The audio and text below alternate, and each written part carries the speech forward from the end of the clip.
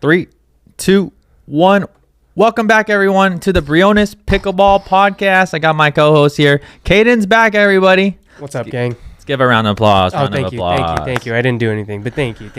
All right, so Caden is back from Atlanta. Bingo. And we are here, everyone. We are here. We have a lot to get through.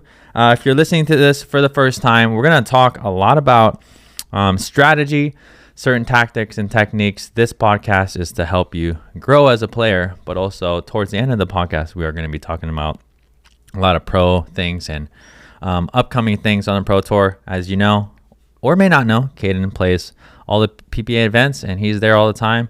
Don't forget APP too. Yep. PPA and APP going against the top pros. So we follow him on his journey on this podcast as well. So Caden, just a quick update. What's going on, dude? We're going to get into all your tournament stuff, but anything new? Nothing too crazy. Got my car detailed today. I'm feeling pretty good about it. I went full exterior and interior. Cool. The car feels like it's brand spanking new, except for the big old crack in my windshield. But besides that, no, just grinding my butt off, trying to get better every day, which is, honestly kind of easy to do because I have such great players out here in Arizona, but it's also, I can't lie, I play with these guys a lot, so it's a little infuriating sometimes because a lot of the tricks that work against other people don't work against them because they've seen it 9 million times. So we talked about that on a previous pod. We did. So I'm still just working on new things. I'm playing PPA next week and then APP the week after that. We'll get into that later. But that also means I'm making some paddle changes between the Gen 3S and the mod. So switching shapes, going from the Scorpius shape to the Perseus shape. But just why? Why so? The mod is the only Yola that is USAP approved at the moment. So I'm using the Gen 3S because I prefer the Scorpius shape for Virginia Beach, and then I'm using the mod for APP Dallas. You mentioned stuff you're working on currently. Mm-hmm. What's one shot or one pattern, one whatever that you're currently working on, and why? Yeah, I will say this was actually pointed out by the one and only Chuck Taylor. Shout out to Chucky. Yeah, I think this was in Atlanta.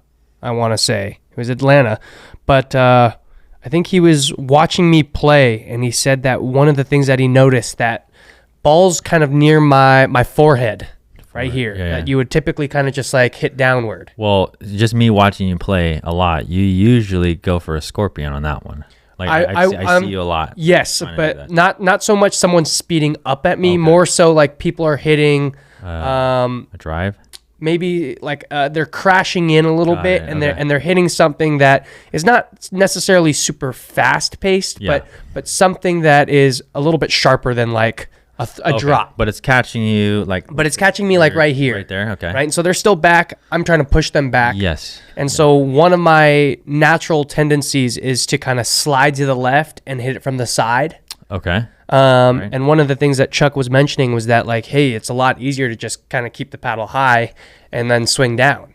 And so it's a very awkward motion for me. And I think when I explained it to him, I was like, oh my God, that's a good point. But I think the main reason why I slide and come from here instead of doing this is because honestly, I threw left-handed. So if I had to hit that ball on the left-hand side and I was a left-handed player, that'd be super easy. Yeah. But because I didn't throw right-handed, this motion downward is very awkward for me. And I mean, that's why honestly, I get more snap and power on my left-handed overheads. It's just because the natural, the motion going down is more natural for me. So my right hand is not as natural. So I've been working on kind of just instead of sliding and coming from the side, keeping it on top and just going straight down. Got it. So you're talking about this ball right here, right? Yeah.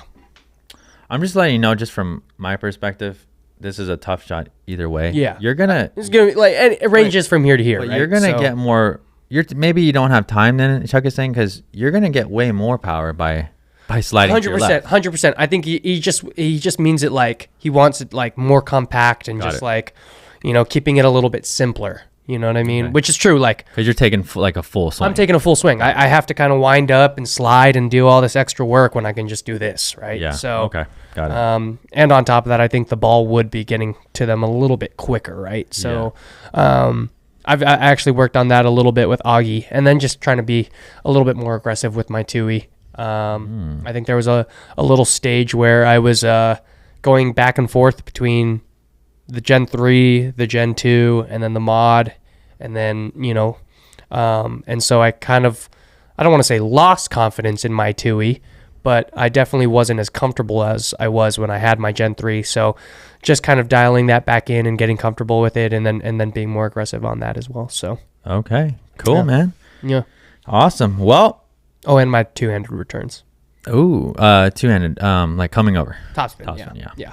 Did you staying more open through it I know instead of closing? Yeah. I know that you actually used to return with slice all the time, and now that I'm seeing your game, you still, I think when it gets tight, you still go back to your slice sometimes. Well, if I miss a return off my 2E, you know damn well I'm shook. I'm shook. You're shook. So you go back to what works. Yes, and it actually happened to me in Atlanta, so I'll explain that later. Okay, so that's really interesting. But we'll get more into strategy stuff. Obviously, we're talking about high-level play. No matter what level you're playing at currently, we understand, as coaches, when you're making a technical change, when you're making a footwork pattern change, anything, it does take time. Yep. It does take time, and building confidence is really important, and that's why drilling is super important. Mm-hmm. Got that right. Speaking of drilling, what has nothing to do with drilling? Shout out to our sponsors here. Woo! Selkirk. Shout out to Selkirk. Thank you very much. Couldn't do what we do without you. Caden? Thank you to Yola Pickleball. Best paddles in pickleball. One of the best. Okay. Opinions don't matter here, but, Especially Caden. Especially mine. I'm just pointing mine out. It's just an opinion, but it's my opinion. So, Avalon Pickleball. I actually just created my own signature T-shirt. I'll have to bring that onto the pod next time I'm here. But it's called the Hometown Hero Collection. Mine is called the Dragon Tee. It's based off of me and kind of just like my background and everything like that. So check it out. AvalonPB.com. LA Gear. Best court shoes in pickleball. And then Bodie Grips. Awesome. All right. Well, there's a quick shout out to the sponsors. Not a sponsor yet, but I would like to be the first first boba sponsorship. Da Boba, is that what it's called? Yeah. Is that down the street? No, it's in Gilbert. But anyways, comment below. Da Boba. Comment below if you like boba. Okay. Really important. That's actually really important to me. So I would appreciate that if you comment below. If you don't like boba, you're basically on Jordan's naughty list. Yeah. All right. So let's hop right into it. Before that, we're going to hop right into some strategy stuff. And from a coach's view, we actually have a very interesting article to read. But before that, come train with us. Woo! Spots are opening in January, February, and April. We would love to see you. We do these week-long 5-day intensives where, again, you can train with Caden and I personally for 5 days. Love to see you there. They're banging. Link in the description. Check that out. Next is, again, if you'd like to attack, and as you're learning, we're talking about the two-hander. We're talking about defending your chicken wing, those kinds of things. If you are getting attacked on, or if you want to improve your offense, check out our free masterclass at attackmasterclass.com. I'm sorry, did you say free? Yeah, free masterclass at attackmasterclass.com. Thank you, guys. All right. Ah, damn. Okay, so we're going to hop right into pickleball tip of the week. Yo, who took that photo of me? I don't know, but look, little cringe on that. Bro, right side. You want to talk about cringe? Look at yourself. Huh? Bro, you look...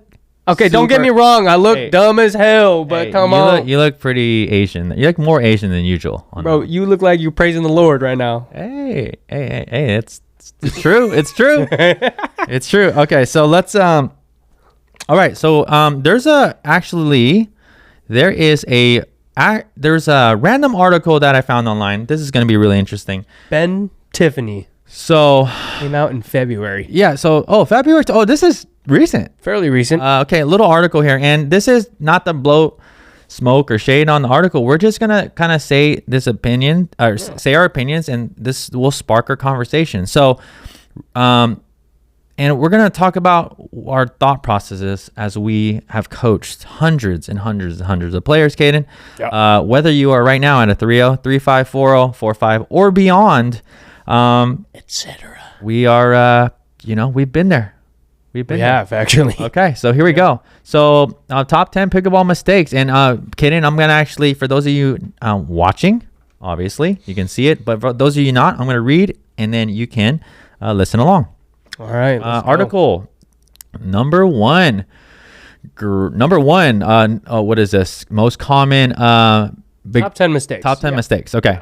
Number one, gripping the paddle incorrectly. Okay, let's see. This one says one of the most fundamental elements of the game is the pickleball grip.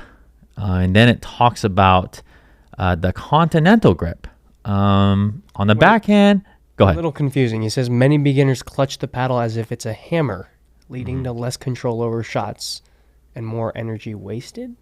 To avoid this, focus on continental. Yeah, so little clash there. So if I hold my paddle here, I know those of you listening can't see this, but this is pretty much how I would hold a hammer. So if you ever hammered a nail before, if you get in that wrist position and actually hammer nail, this is very, very close. I mean, you're going to be extremely close or right on that continental. So I don't know what this article is saying, but let's just talk about the right grip, though. Yeah. I think this is actually really important. The right grip. Now, Caden, even as I have a bias on my grip because I play this way in continental, one of the things that is important to me is I look at the player's game or each player who I'm coaching, and I see where they're at with what kind of shots they hit, what kind of things they do, and what's really important to me is efficiency. So we actually did a video on grips, and you and I actually have a little bit of variance when it comes to what grips we hold. Yeah. So I'm in continental, just really quick. I'm in continental at the non-volley zone line for the most part. When I'm hitting my forehand topspin, I slide into the eastern, and then I'm pretty much sliding back and forth. Sometimes I even go to the eastern backhand on my backhand. Caden, you stay slightly eastern throughout the whole entire thing. But it's also important to note that like a lot of players these days are not in that continental grip. Yes. Especially the highest level, right? I would say most players are in a slight eastern, more eastern, maybe even semi-western, just because of how fast this game is getting. So I will say I don't disagree. I think maybe if you're not sure what grip to use, I would start with continental. But as you're getting better, you're going to want more offense on your forehand side, which is going to eventually have to result in you making some changes, in my opinion. I started continental too, and I ended up kind of just changing ever so slightly over time. Yeah. So just don't let anyone tell you. Again, if you're listening to this or watching this, we have a whole bunch of videos on this. But one of the things that I kind of a pet peeve of mine when it comes to almost everything, but not everything, but almost everything is when a coach or someone says something, and this is the only way to play. So Agreed. stay far away from those kind of coaches, everyone. And come to a 5-day intensive if you really want to better your game. All right. So number two, so we did not read this article previously, but we'll just see. Okay. Number two, standing too close to the net. Okay. What is this? Leaning in, losing out. Interesting. New players often feel the temptation to get in close and personal with the net, thinking that's where all the action is. Okay. But here's the pickle. Interesting pun there. Standing too close to the net can severely limit your options for shots and cover less court space. It's one of the most common mistakes that beginners make. All right, so I'm starting to think maybe this is from ChatGPT. Maybe. Let's look at Caden's face right now. Okay, look at mine. Flip. Okay, so standing too close to net. Well, I would say the accurate thing is you can't stand too close to net. You're going to be in the non-volley zone. That's kind of right. This guy definitely wrote this thing on ChatGPT. Okay, but again, this is just to spark the conversation. But obviously, we got to stand behind the non-volley zone. But contrary to this, everyone listening, whatever level you are at, the goal is to get to that non-volley zone. We are the most aggressive as possible when we're right up at that line. Now, what I would say, Caden, as we teach this as well, I would say the flip side, Caden. Yeah. Hey, you're with me here. Uh-huh. On the flip side, there are a line of coaches that teach to never come off the net or the non-volley zone line. So one thing I do want to mention is there are times where we need to be right up on that line, leaning in, very aggressive. Obviously, when your opponents are all the way back or in transition, you really want to be at that non-volley zone line. But, you know, if you need to create space, if you are on defense, there's nothing but coming off the line. Anything to add just really quickly, because we got 7 more. No, that one made no sense to me. So, literally, I mean, I read it while you were trying to get my attention, and that one literally just makes no sense. No worries, so, no worries, man. We're okay. Yeah, we're gonna hop into number 3. Lack of footwork. We may agree on something here. Being stuck in the mud. Let's just read the top one. New players. We kind of just read this. New players talked about this. Find themselves static and rooted. Not even new players. A lot of players. Yeah. Believing that the game is all about arm movements. Okay, I don't know what that has to do with footwork, but I don't either.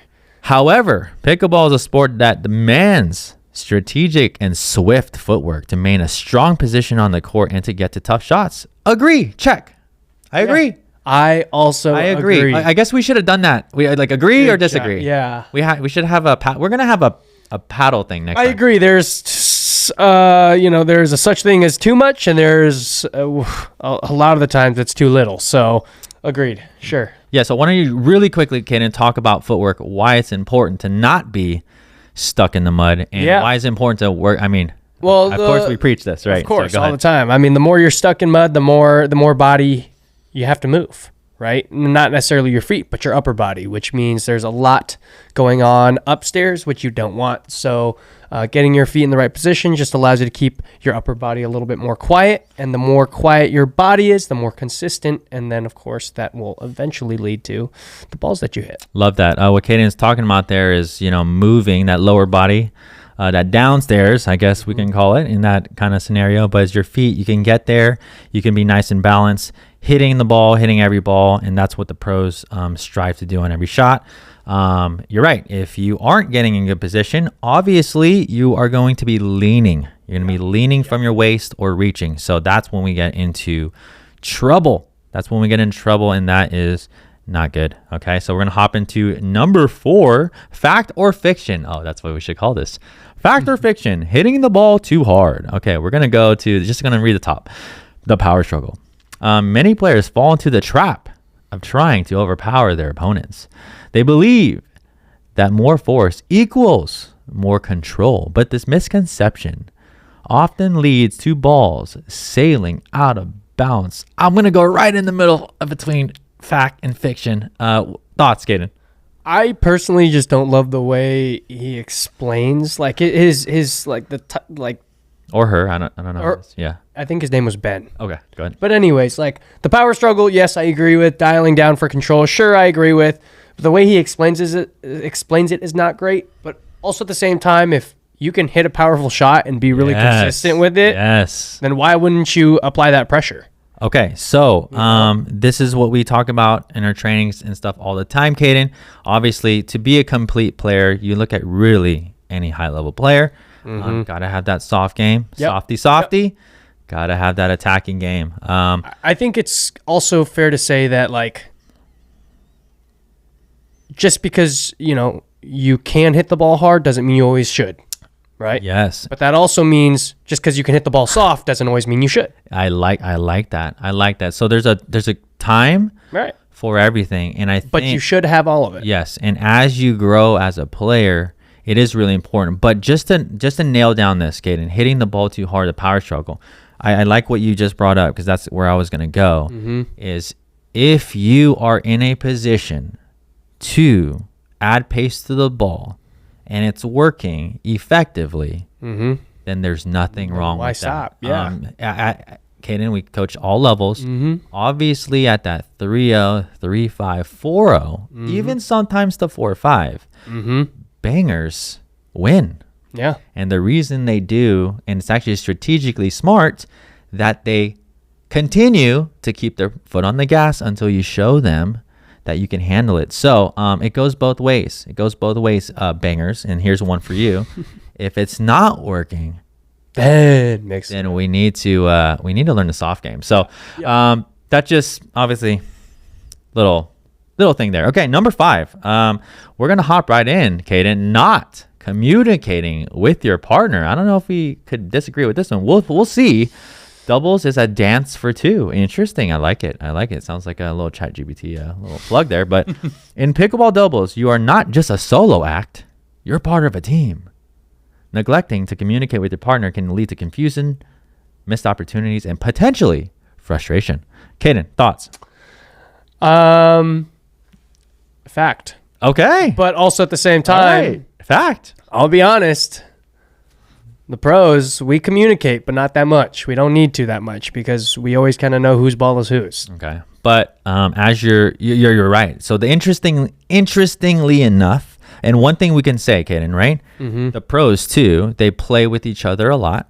Okay. Mm-hmm. And then we get this question all the time. Hey, what happens rec play? Like, I understand that. But the pros, you have a certain partner, you know what balls are yours, what balls are mine. 100%. And I do think, and here's something that hopefully you guys can take with you. But here's the thing, Caden. Even like a 3-5, you take a 3-5 from, let's say, random, like Montana. Take another 3-5 from, pick a state, Alaska. Okay? They team up, and then, they're going to play. Usually, typically at that level, there's going to be a lot of miscommunication, especially in the middle. But the higher level you go, you take a 5-0 from New Jersey, and then a 5-0 From Texas. there's less. Why is that, everyone? Why is that? The biggest key thing is, for me, from what I've seen, and as I've been teaching so long, positioning has a lot to do with whose ball is what. And as you work on your positioning, work on your shading, following the ball, we have a lot of videos on that. Make sure you check out our channel at Briones Pickleball. But the better your positioning is, the clearer, or the more clear it is to know what ball and what ball is not yours. So keep working on it. Just a quick tip, make sure you follow the ball. Just please, if that ball goes a little bit to the left, you should kind of Probably follow it a little bit to the left. kind of move. All right. Yeah. All right. Number 6, not using dinks and drop shots. Okay. Basically the same thing as don't hit the ball hard every time. Well, let's see. Let's read it. Newcomers often think that faster. Bro, only ChatGPT would use the word averse. Yes. Okay. Newcomers often think that faster is better. However, pickleball is much about dinks and drop shots, and as it is about smashes and volleys. Neglecting to use these softer shots can make your gameplay predictable and limit your ability to control the pace of the match. Now, I could see why ChatGPT kind of finds this stuff online. Yeah. But you know what? What's really interesting, Caden, and you and I started like a little bit before you, but we've been in this game a long time. Too long. Now, when we say a long time, everyone, we are referencing comparative to the millions of playing now. I mean, right. I'm in this almost 10 years, 9 years. Caden is 7 or 6? 6. Okay. But that's quite a long time. And even back then when we started, Caden, if you read this article, it's number 6, this would actually, what's crazy, dude, enough, is this would be considered yes, fact. Yeah. That would be right? Rule number 1. You're right. That wouldn't be number 6. That'd be number 1. Yeah, you're right. You know what? Using dinks and drop shots, yes, you have to. Again, like we said, at least in competitive play, and just having the mindset, everyone, that pickleball isn't one thing or the other. I hear this. Yeah, this is what I hear. This is really interesting. I hear both sides, Caden. I hear one, pickleball, back the old school people, it's about dinking and dropping. So when they go play games and they get beat, they're like, oh, these bangers, they're not playing the right way. Yeah, right. Then you get to the, as we teach these intensives, I always get this question, every so often, but, I heard that pickleball is totally changing. Yeah. There's it's not way faster. It is, but there's in a way that they're saying, you know what? Is it true that dinks are just going to be non-existent and people aren't going to drop their thirds? Never. So unless, and I always tell players this, but unless they remove the non-volley zone line, which would be pretty unfortunate for the sport because then it would turn into mini tennis. It literally would be mini. Yeah. It would be mini tennis. Drops, resets, and dinks will always be part of the game. Gotta have it. It will always be. Yep. It's not one or the other, folks. You have Gotta have it. You have to really think about what you're doing. Yep. All right. Interesting. Yep. Okay, number Yep. 7. This is, I don't know where this is going. It's gonna be interesting. Okay. Overcommitting. Sorry. Yeah. To shots stuck in the on position. Ooh. Okay. What is this? When a ball comes your way. All right. It's easy to feel the urge to go full speed ahead, no matter the situation. However, overcommitting into a shot can cause you to be out of position, leaving your side of the court vulnerable to a counterattack. Oh, okay, I see what it's trying to say. I think so too. That was really poorly written. But I think he's just saying like coming over onto the other side too much. Okay, so I don't know what he means Got by it. stuck in the on position. Yeah. But so Caden, but thoughts on that? Now, what do we hear all the time as well? Oh, these people just need to stay on their side, and this is kind of and there's a truth to it. But let's just talk about, Caden. You can quickly maybe talk about the pros, how they play. Yeah. Obviously, mix is a different story, but just for the local 3540 who may be listening, what do you think about people coming over and taking more of the court? I think it's fine at the lower level as long as you kind of like communicate with your partner and maybe talk about your strengths and weaknesses. If you find that you're playing the left side and your partner doesn't like their backhand dink as much and they do dink middle, you can come over a little bit more. But I would say play pretty true at the beginner to intermediate levels. Like you said in mixed, I mean, you see it all the time where there's a great mix point and then someone loses because maybe they overextended themselves. And just the entire comment section is like, oh, well, they should have been on their side. They should have played their side. Look at the ball hog, you know? Yeah. And that's just not the case. That's just not the case at all. In mixed, you have to be a little bit more aggressive as the male. If you're staying on your side in mixed, I promise you there's not a single girl on the Pro Tour who will want to play with you. Yeah, so we're talking about Pro Tour, but let's talk about now let's talk about just the average rec play. What are your thoughts on that? That's what I would say. Average rec players should just kind of maybe stick more to their side unless they communicated with their partner that like, hey, this middle ball, maybe I'm not as strong with my backhand here. Why don't you come over with your forehand and take it? Sure. I mean, and you go to competitive the match. Here's the other thing too, and listeners could think about, like we get this comment all the time, and it's even at the low levels. Like I could go to a 3-5, 4-0, 4-5 tournament. You still see people coming over. Well, what do we see in still mix? See people and coming you over. can say, and here's something that you can just at least digest. Think about next time if you have this thought. These ball hogs, these things that you think about, right?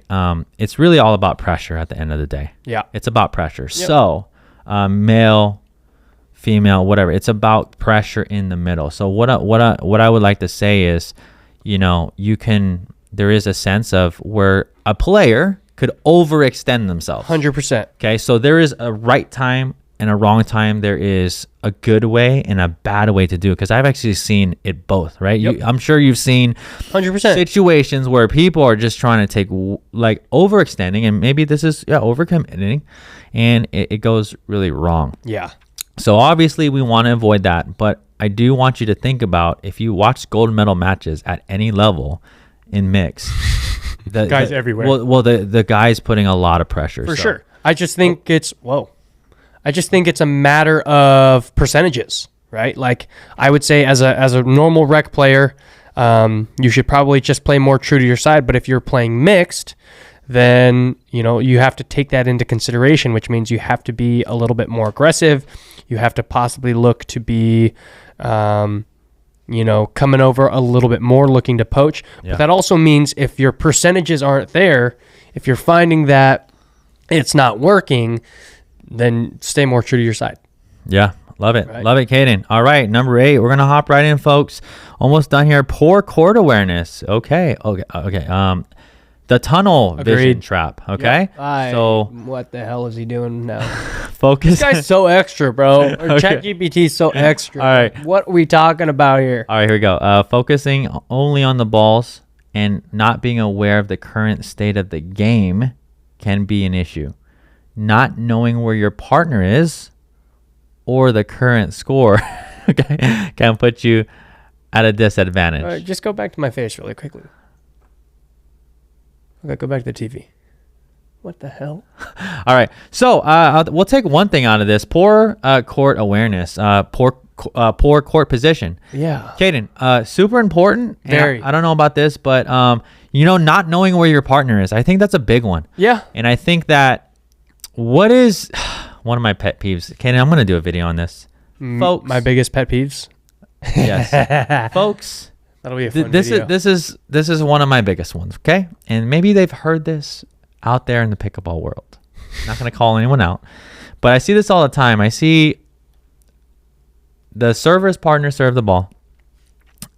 Imagine. I'm imagining. And I see the returner. The server's partner serving the ball. The return comes back to their partner. So now the server's hitting their third. And I see that player just coming in, not watching their partner contact the ball on their paddle. Yeah.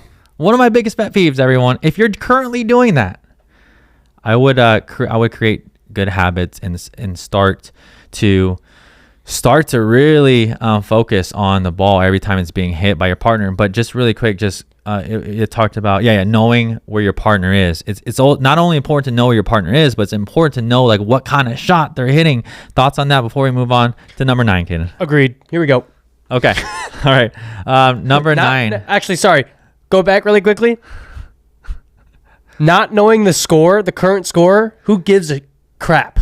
Nobody. You don't need to know the score. Okay? Got it. We're good. Well, I mean, you're saying that as the fact that you got to be focused on the point, not really worried about you. Okay, I got you. Who the hell cares about the score? We care about the score. I'm not thinking about the score during my point. Yeah, before it, though. It's okay. Yeah. No. The ref will call that out for me. Come on. All right, here we go. Number 9. I've filtered myself so many times already in the last Good 3 job. seconds. Neglecting, if a curse word or something that we have to beep out comes out of Caden's mouth, he will be donating $1 to every view to this channel. Okay. Did not agree to that, but that's what we're doing. Okay. Number 9 is the same as number 6 and 2. Oh, number 9, neglecting the soft game. Okay, wait. Siren call of power. Wait a minute. Okay, so we're gonna skip that. We already talked about that, neglecting the soft game. Okay, hold on. No way. We got to the conclusion. Are we gonna actually find something we totally agree with here? Number 10, not practicing the serve and return. Okay. So that's the golden one, man. Why didn't he start with that? Let's see this, everyone. Step up your serve and returns. Make time for dedicated practice sessions for serve and returns. Work on developing a consistent, accurate serve and a strong, reliable return. These shots set the tone for each point. I actually do disagree with one thing. And are key to gaining control of the game. That's exactly what we're talking about. Because no, you're not wrong. Okay, so what do you? I don't disagree. I don't disagree with this whatsoever. I do disagree with make time for dedicated practice sessions just for serves and returns. You ain't got to do all that. All right? Unless you really need it, okay? Unless you really, really, really suck at serving and returning. All right? Well, you can dedicate a slot of time, portion of your practice session. Sure, man. Right? You don't need to practice serves and returns for a whole hour and a half. I mean, you can if they're really that bad. You can, but everybody if you're here, everyone here, what we just talked about. Remember when Caden is unconfident or not confident in his returns, then he goes back to slice. You're speaking for yourself. Thank you very much. I think you need a session, hour and a half session of serving and returning. And that is why I spent an hour on serves and not serves, but returns. Wait a minute. My last practice session. You just told them that's what it's saying. Well, not my I didn't dedicate a practice to it. I dedicated part of my practice to it. I dedicated a good portion of my practice to it. I didn't dedicate my whole practice session on the returns. Well, Caden, we're going way out track. Caden just contradicted himself. No, honestly, this article is just kind of pissing me off. but really quick, okay, so Caden, one of the 2 shots. Yep. The 2, and I would say they get neglected. I agree. Hold on, the 2 under practice, most under practice shots. Agreed. And so important. This is the biggest thing. I love this article. Now you're on my side again. These shots set the tone for each point and are key to taking control of the game. Whether you're the serving team That was a perfect sentence. or whether you are the returning team, I will give him that. practice your serve and returner, folks. We got videos on there. Go to Briones Pickleball. Yeah, 100%. Honestly, not practicing your serving and returning is like forgetting to wash your butt crack while you're showering. Okay. A lot of people forget to do it. I don't. Do you? Our sponsors will get canceled pretty soon. No, actually, yeah. Sorry. Yola, Avalon. All right. So that was that. Hopefully you enjoyed that segment. Hopefully you learned a lot about, how we're thinking as coaches, how you can improve your game. Yeah. But let's hop right in, Caden. New serve rule. Yeah. So Caden just came back, right? He just came back from PPA Atlanta. Yeah. So, and MLP is going on. Is it currently going on right now? I think What's just today? finished. It just finished. Yes. Okay. So I didn't watch the final yet, but Caden, what's going on with the new serve, man? What is it? Well, we have kind of reverted back to the older rules that we went back to at the beginning of the year, but now there are some specific things that you have to kind of keep in mind. So, part of these new serving rules Hold on, really is quick. that Is this just for pros? Here we're talking about, or you're unsure? I think so. Yeah, I think so. Okay, he's totally unsure, folks. So take it with a grain of salt here. Yeah. Anyways, I think this is just the pro side. I'm pretty sure they keep everything pretty simple on the amateur side. But the pro serve it has to be coming upward. It cannot be coming from the side. Your arm when making contact has to be at a 45-degree angle. All right. Your serving arm? Yes. Your serving arm has to be at a 45-degree angle, nothing higher, maybe something lower, it's fine, but nothing higher. I'm glad the refs are going to bring their protractors out there. Yeah, right. And then the toss is allowed still, but it cannot be tossed higher than one ball length. So you can have you can start your hand above the ball or below the ball, but you cannot toss it above one ball. Hold on, folks. Hold on. We got 45-degree angle plus or minus 3 degrees. Yeah. We have a ball length plus or minus a ball and a half. Yeah. How are we calculating this right now? It's a great question. Oh my goodness. I don't know. All right, so this is for PPA. New rules for PPA. For PPA, because MLP, it seems like the rules just go out the window. MLP seems like did it you see goes that? kind of. I don't know, man. Honestly, because it's weird. Because the PPA refs are the ones who are there. Hold on, Caden. So I don't know what they're calling. You obviously did not see the Dream Breaker match between the clowns and the fives and clowns. the sorry What? The clowns? Yes. Their mascot is a clown. The Oh, fives and Carolina. Yeah. Yes. So earlier in the match, Will Howells got called for a serve that was too high.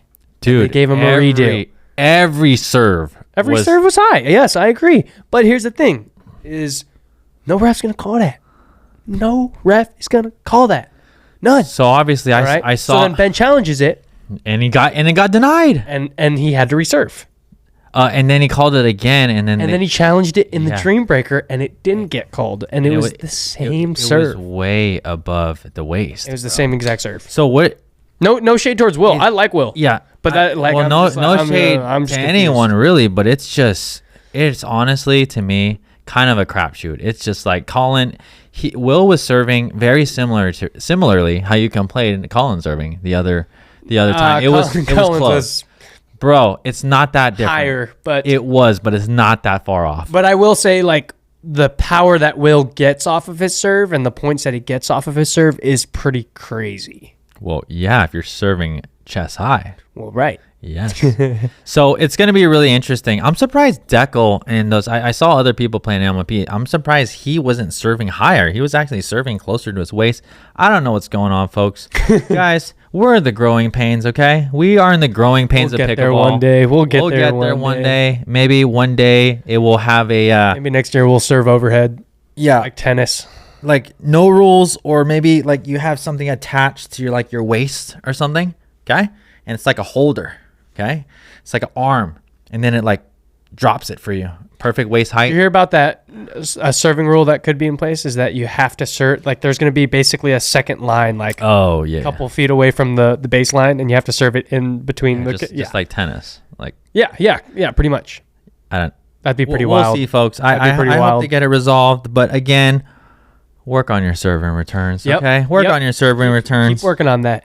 Agreed. Upcoming tourneys. Let's talk about really quick, Caden, what happened in Atlanta, and then let's just talk about you.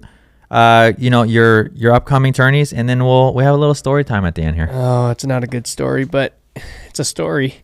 But yeah, PPA Atlanta. I stayed in an Airbnb with my boys. Usual suspects.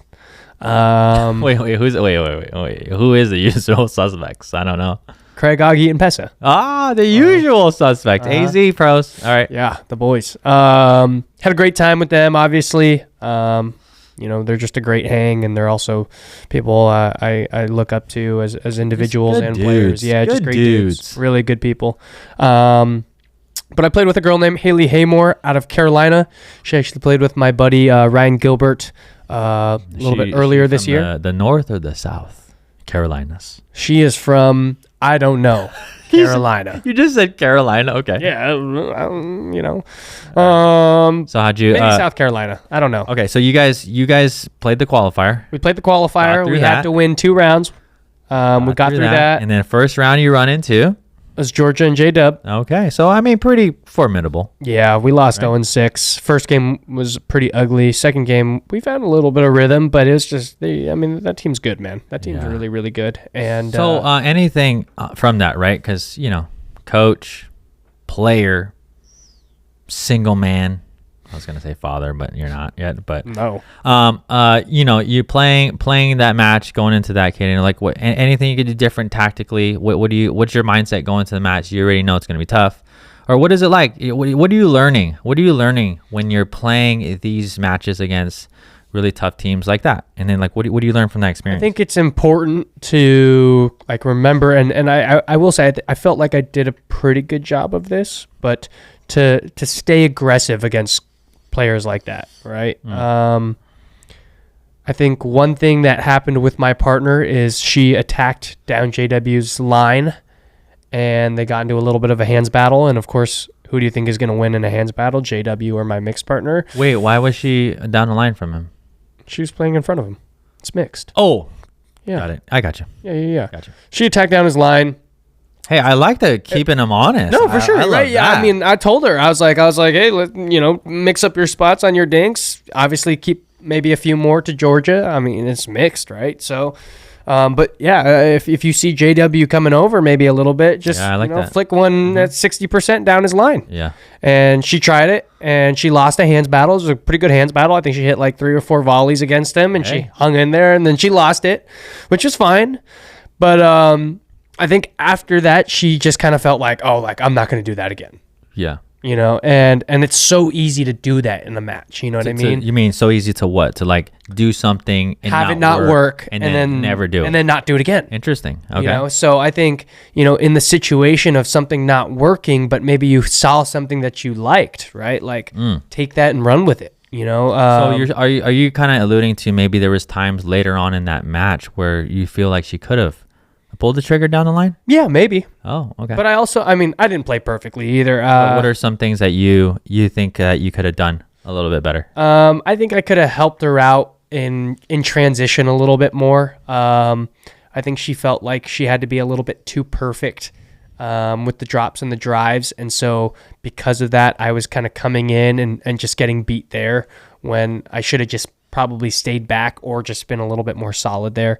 But the second game actually was pretty decent. We found some rhythm a few times actually where we got some good side outs. I think they had match point on us, and we held them on 4 serves. So we had opportunities. Good, man. Obviously that's a great team. Nothing to take away from them.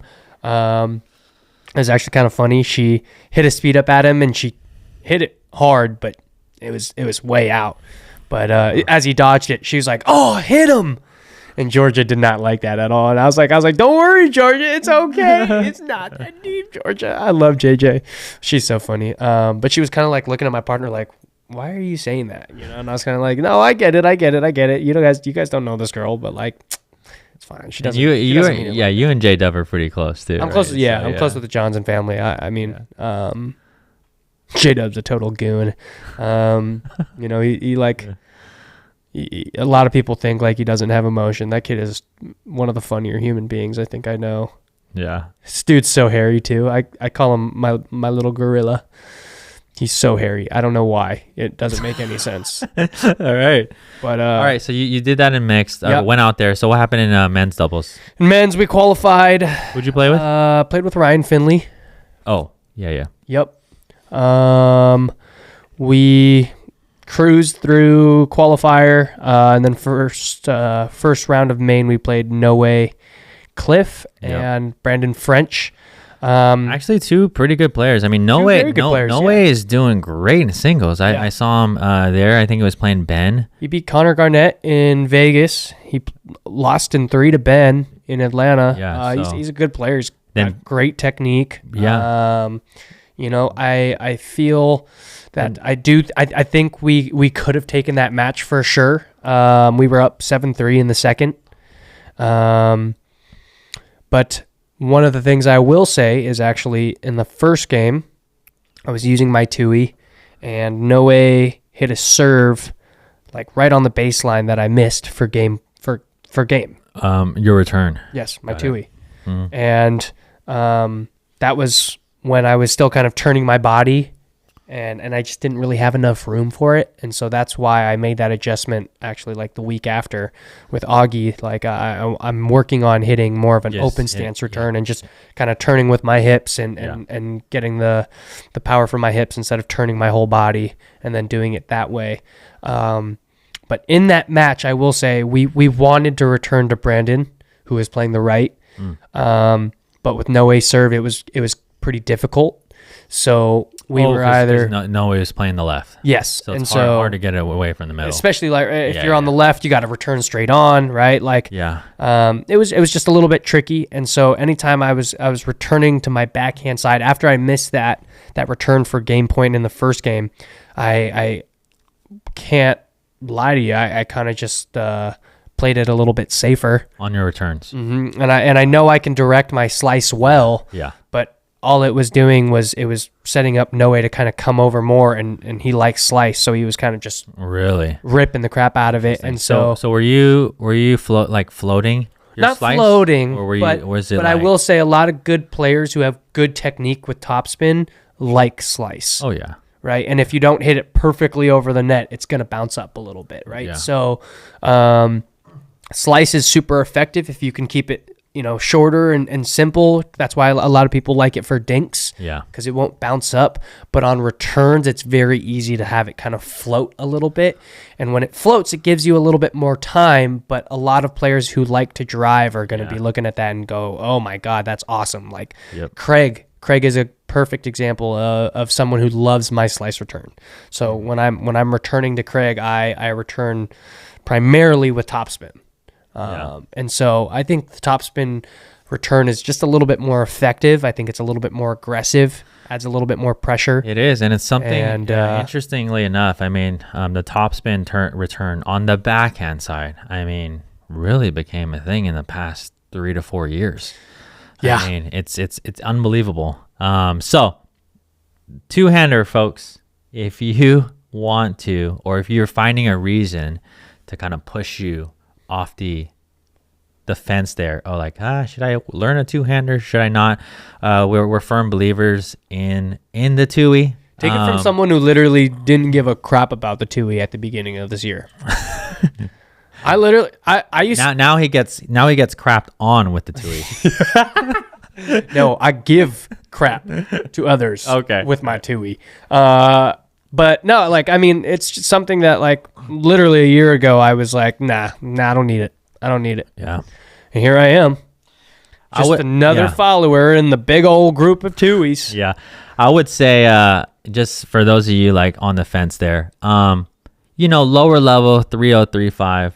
I mean, is the two-handed necessary? My simple answer would be no, but I really do encourage you to actually to experiment with the two-hander on dinks even, just to try to see if you kind of like it, because I think eventually as you grow, and what I'm seeing as I'm coaching lower levels all the way to 5.0 plus, I mean, you're getting in this 4-5 range and higher. If you don't have a two-hander, it's just you're just really leaving something on the table here. Well, I've said this before and I'll say it again.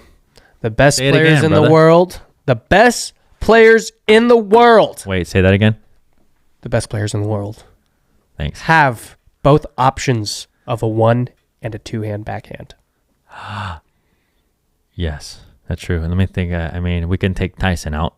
I mean, he's one of the best, but he's one of the very few.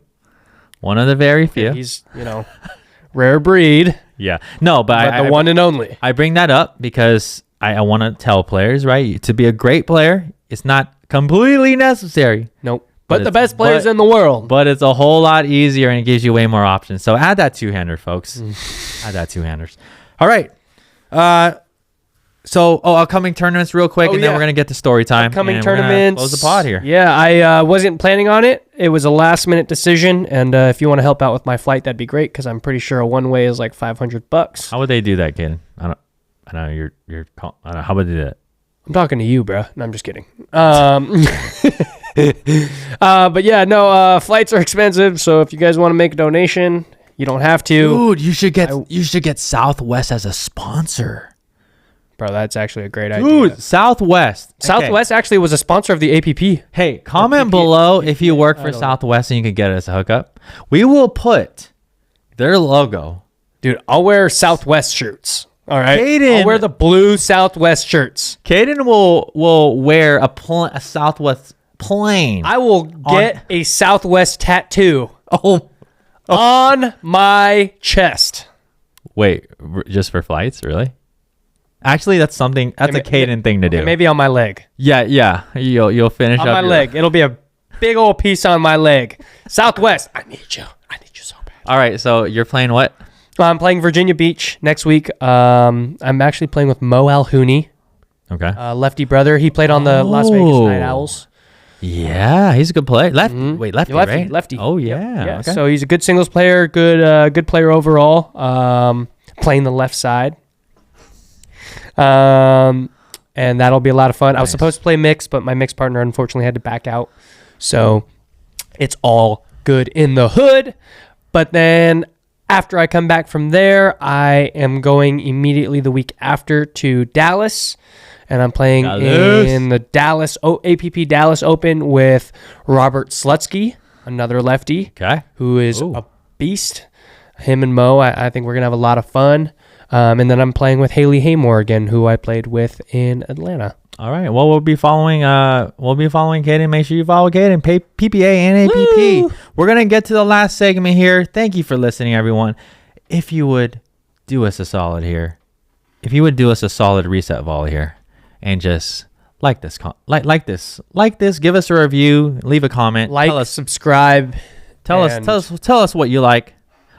Take your daily dump. Podcast stories with Caden. What do we got? I hope we got something. It's not a great story, but it's a story. So, 1 year I went on a family vacation. Wait. What year? I'll tell you that later. But 1 year I went on a family vacation to Thailand with my mom, my dad, and my sister. Dude, hold on. Let's stop right there. Yeah. How was that pad Thai? I'm trying to go to Thailand and have some food, bro. Oh, ridiculous. Bro, comment, bros. Plates of food for $3 and ladies. Okay, comment below if Thai food is in your top 3. Okay, comment below. If Thai food isn't in your top 3, we have a problem. You're probably missing out. You are. Okay. 100%. Let's good. Let's continue. But anyways, yeah, this trip was absolutely legendary. Probably the best trip I've ever been on in my entire life. I spent 3 weeks there. And actually, the second week we were there, we stayed on this little island in this little Airbnb that was like a shack made out of wood. It was super cool. Super, super cool. It was like a luxurious, shack. It was literally looked like a shack, but inside it looked like a mansion. It was so nice. And actually, while I was there, I woke up. I took a nap in the middle of the day, and that was the day that Kevin Durant signed with the Warriors. Okay. Yeah, pretty cool fun fact there. But anyways, I'm there. I typically, when I went on trips with my family, I always slept with my mom because my sister hated sleeping with me because I was a kicker. Why? Because there's not many beds, or like? No, it was just 2 beds. Oh. Like there would always be 2 beds, and my sister hated sleeping with me. This is a lot younger. Yeah. Age. Yeah. Okay. Gotcha. Yeah, my sister hated sleeping with me because I kicked a lot, and my dad didn't want to sleep with me because I kicked a lot. So my mom was the only one who would deal with it. And so, we're getting close to the end of like the second week. And, on kind of like one of the final days, my dad looks at my sister and is like, hey, you're going to sleep with your brother tonight. I want to sleep with my wife. Like, I've been sharing a bed with you this whole week. I want to share it with my wife. Like, we're on vacation too. Yeah. So, my sister moaned and groaned about it, but decision was final. And so we had to share the bed. Okay. And, we were sleeping. And I was sleeping, and next I started dreaming, and I had this dream that I was at a toilet. So at a toilet. Yep. I was just in a white room, and there was a toilet there. I kind of see where this might go. Yeah. Anyways, I go to the toilet, and I start peeing. No big deal. But I looked in my dream, yeah. But I look to my right, and there's this big old window, and in this window is like one of my high school friends watching me pee. Oh, in my dream. Oh, okay. So I'm mad confused, right? I'm like, why the heck is this person watching me pee right now? Bro, this is sorry, folks. I mean, this is a story here. Yeah. Huh? So anyways, I go back down to the toilet, I'm watching myself pee, and I look over, and now there's like 50 people watching me pee. And I'm like, what the hell is going on? So I look back down, I look over again. Now there's like 1,000 people watching me pee. What kind of dreams are these? Bro? I don't know, right? So I look back down one more time, and I look back over, and there's like 500,000 people watching me pee, bro. Like I literally just see like 8 heads at the window, and it just goes all the way back. So I'm losing my mind. I'm like freaking out. Obviously. Yeah. I wake up screaming. I don't know how, but I don't wake up my sister. Okay. All right. Yeah. But I wake up and my whole entire half of my bed is soaked in my pee. And so I start to panic a little bit. I see that there's a chair in the corner of my room with a couple towels. So I'm like, okay, you know what? It's 5:00 in the morning. I'm going to take those towels. I'm going to lay them down. I'm going to go back to sleep for a few more hours. Oh, my God. And then in the morning, we will handle this. Because if my sister wakes up right now, I'm dead. So I'm like moving very quietly over. Remember, this is a shack, right? We're in the attic. It's all wood. So I'm like stepping very quietly, trying not to make any creaking noises. And I'm laying down the towels. And as I'm laying down the towels, my sister like wakes up. Oh. Yeah. Oh my God. Well, anyways, she wakes up a little bit. She asks me what I'm doing. I just look at her and I'm like, hey, don't worry about it. Just go back to sleep.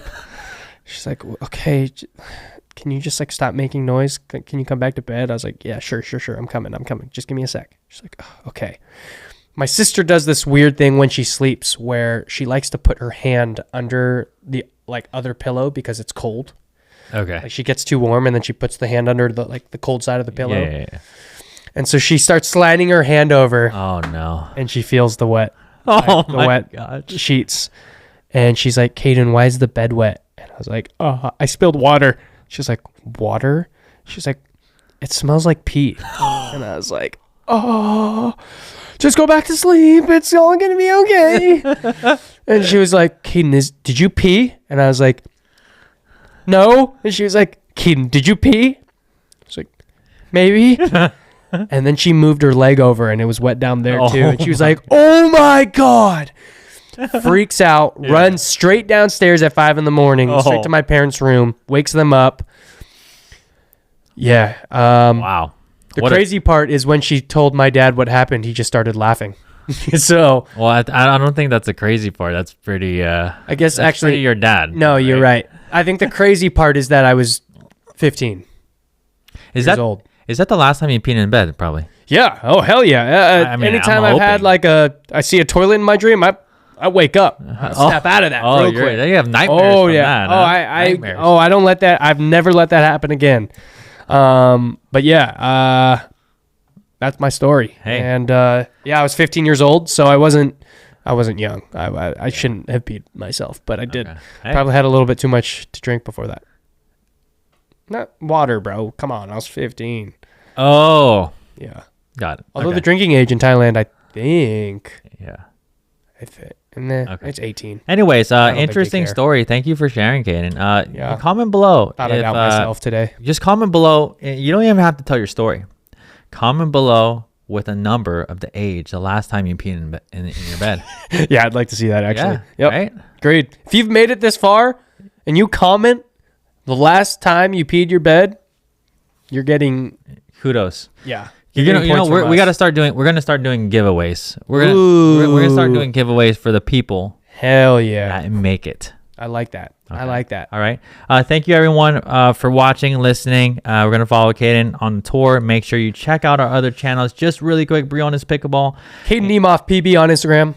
There's that, and then Briones Pickleball reviews, a review channel, Real Pickleball, where we're gonna be posting a lot of matches and things like that. I don't know if I'm in this podcast, obviously. Yep. Make sure you subscribe. Check them out. Thank you, Caden. Last line. Let's go. I love you, Mom. Peace out. A-Town.